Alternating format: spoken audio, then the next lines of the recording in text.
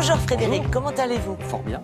Je crois que vous démarrez ce matin avec des idées préconçues, piochées évidemment dans la presse. Les préjugés, en fait, les journaux de ce matin nous invitent à dépasser nos préjugés, à aller plus loin que nos idées préconçues. C'est ce qu'il y a de plus difficile, de se défaire des idées préconçues. On se dit, et de se dire, tiens, je voyais les choses de telle manière, finalement la réalité est peut-être un peu plus complexe. Il s'agit d'abord des prisons. La prison de Nîmes, vous voyez, est au bord de l'implosion, nous dit le Parisien aujourd'hui en France. Souvent, c'est vrai, on est peu sensible au sort des prisonniers. On se dit, après tout, les malfaiteurs ont mérité leur sort. Occupons-nous d'abord des gens honnêtes. C'est un peu le réflexe qu'on a. C'est vrai. Certes, Oui. mais le Parisien nous apprend comment ça se passe dans une prison. À Nîmes, il y a 357 détenus pour seulement 192 places. Ils sont donc 3 par cellule de 9 mètres carrés. Et dans ces 9 mètres carrés, imaginez l'exiguïté que ça fait. Oui. Ils sont enfermés 22 heures sur 24. Certains provoquent même des bagarres exprès pour se faire envoyer au mitard, parce qu'au moins au mitard, ils ont de la place, ça leur permet de souffler. C'est quand même fou. Ah oui. Les douches ne marchent pas, il y a la gale. Impossible d'obtenir une formation ou un rendez-vous chez le médecin tellement il y a la queue parce que la justice a peu de moyens.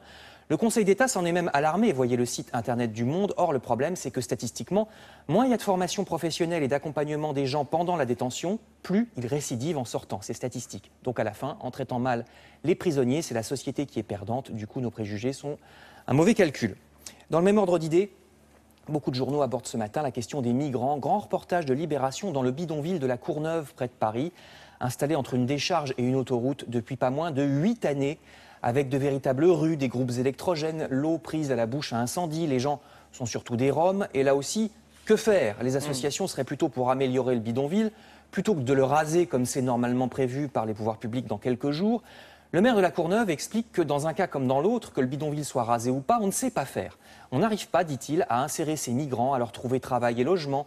Les opérations d'aide marchent mal parce que, dit-il, l'État ne nous aide pas, nous les communes, il faudrait toute la force de la puissance publique. L'État est le mauvais samaritain, écrit même Libération, mais l'État a déjà 4 millions de chômeurs sur les bras, comme chacun sait. Donc, que faire? Grande question.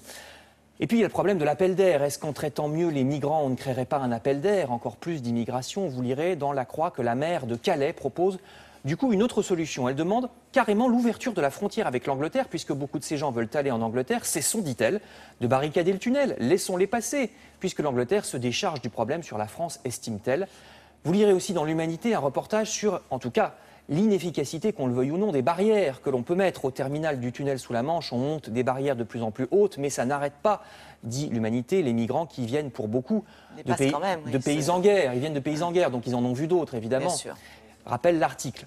Je termine avec La Croix, qui évoque une autre solution, l'aide au retour des migrants. Comme on ne sait pas gérer quand ils sont en Europe, eh bien on leur propose des aides pour repartir dans leur pays d'origine, s'y établir et ne plus revenir.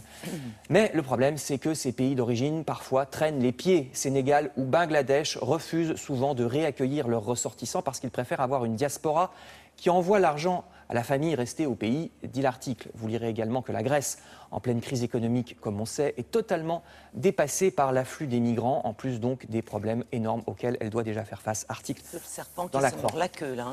On n'en finit pas. On n'en finit pas, absolument. Vous avez terminé. Oui. Merci beaucoup, Frédéric. Tout de suite.